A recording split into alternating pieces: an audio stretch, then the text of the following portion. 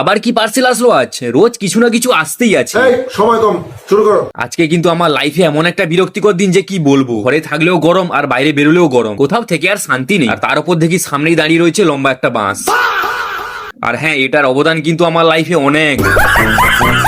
এটা কিন্তু আমি নিজে মানি। তো কথাটা হলো, এখন বাইরে আসার মেন কারণটা अबे जल्दी बोल। এই যে দেখছো এখানে গাছে বড় বড় ডাব হয়ে আছে, সেই জন্যই এখন নিয়ে চলে এসেছি কাস্তে, দড়ি। আর এটা তো তোমরা জানোই আমার লাইফের সবচেয়ে গুরুত্বপূর্ণ জিনিস।